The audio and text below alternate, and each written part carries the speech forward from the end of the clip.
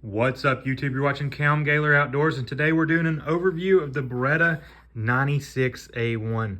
First things first, let's sort of get into the history of this gun. So the 96A1 is chambered in .40 caliber, but it's really based off of the 92, which is chambered in 9mm. It's just a variation of the Beretta 92.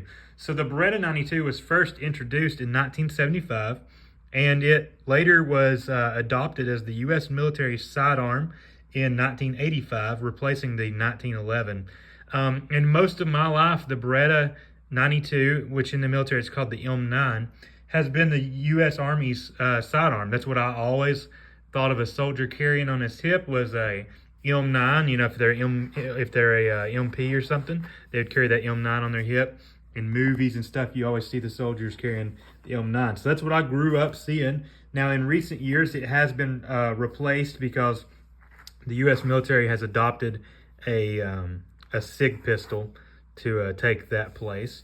But the M9 or Beretta 92 has been carried by militaries all over the world, not just the U.S. military.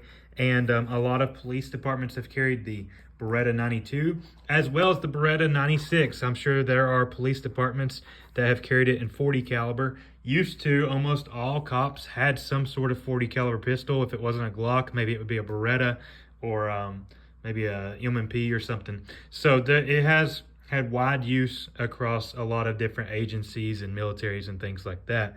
But the 96A1, this exact variation here, was introduced in 2010, and it's been produced ever since. Now mine is probably newer than that. I picked it up brand new this year, so it's probably only a year or two old at the most. But yeah, this exact variation was introduced in 2010. So let's just look at the features and just kind of go over what this pistol has to offer. It is a big pistol. It is a service pistol. So this is like something you would have on a duty belt if you're in combat, or if you're like a police officer. You could mount a light on the bottom because it has a Picatinny rail, which is nice. And a gun this big, I think you probably should have a rail for having a flashlight. You could have a laser, but I'm more of a flashlight guy myself, so definitely that is an option. And then the Berettas always have those good curves aesthetically. It just looks nice. They always look good. They have a great finish on them as well, a good durable finish, and it's an attractive finish. Now, my particular one is made in Italy. There might be some U.S. made ones. I'm not positive on that, but mine is made in Italy. No front serrations, that's okay. You do have good serrations right here. And also with the Berettas, I find that when you're shooting, the safety kind of acts as something you can lock onto to rack the slide if you need to. But it has an messed that word up. It has an ambidextrous safety. So if you're left-handed or right-handed, you can access that safety either way. And you have a pretty big slide release, slide lock, whatever you want to call it. If it is locked back, it's easy to hit. Now it has a rounded trigger guard, which I don't know if that has to do with it having a rail or not. I'm not positive there, but you do have a rounded trigger guard, and a lot of Berettas actually have a squared off trigger guard, so I find that to be a little different. You know, when I think of a Beretta, I actually think of a squared trigger guard. The magazine button is easy to hit. It's kind of recessed there on the grip, or yeah, sort of recessed, and you can easily hit that button. Now with the .40 caliber, this 96, you only get 12 rounds in the magazine, opposed to 15 rounds if you have the 9mm. So you got 12 rounds, and I believe it comes with 3 magazines.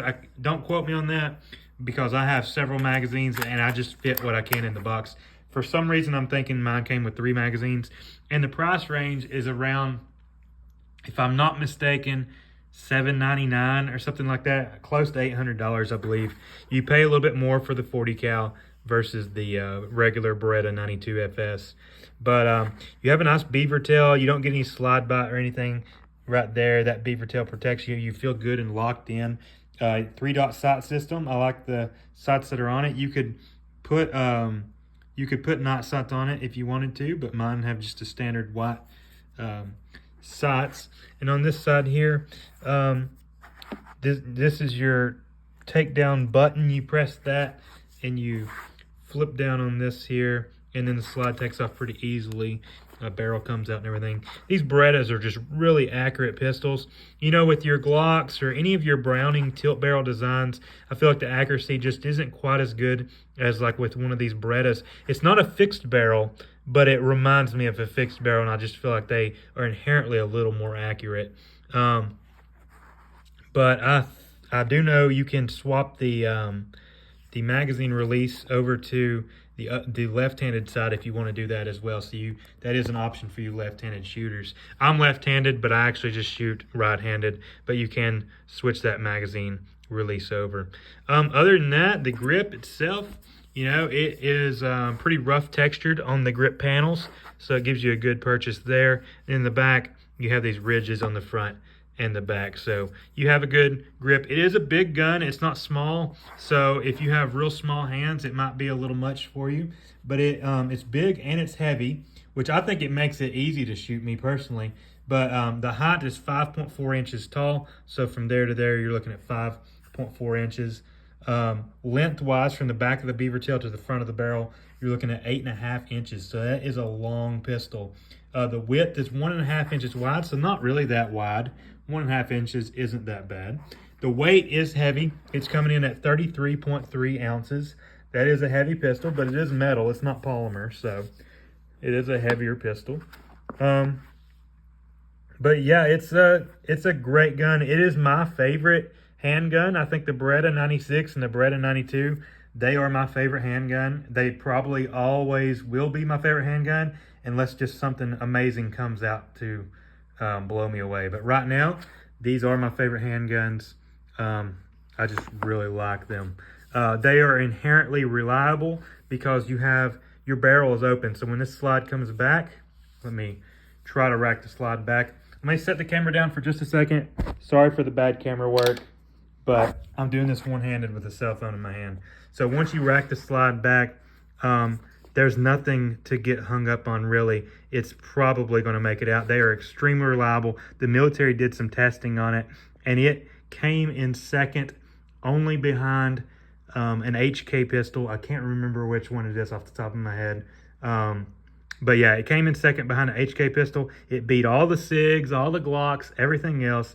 The Beretta was the second most reliable pistol that the military's tested. The U.S. military tested that, and I believe also the German military tested that as well. So extremely reliable, durable. The safety is ambidextrous. So if you're left or right-handed, you can access that safety either way. Now, it is a push safety. Instead of, a lot of guns have a thumb safety where you flick down. This one you push forward, and to engage the safety, you push backwards. But you push forward to put it to fire, and when you are firing, you have a double action trigger pull, so it's a long trigger pull. It's smooth, but it's long and heavy, and then after you pull that, the slide will automatically rack that hammer, and it'll be a short single action trigger pull from there on out. So it is just a fantastic shooter. And mine is made in Italy. I don't remember if I said that before. It says made in Italy right there. I think some of them might be made in the USA. I'm not sure on the 96s, but I do know some of the 9mm versions, they will be USA made, depending on if you get one that says USA or Italy. But this one is made in Italy. Now, there are a few differences with this 96 compared to my 92F that I have on the channel here. Like, it has this little recessed section, the rail, and a few different things. It's just a more updated version. But yeah, that's pretty much everything I can think of.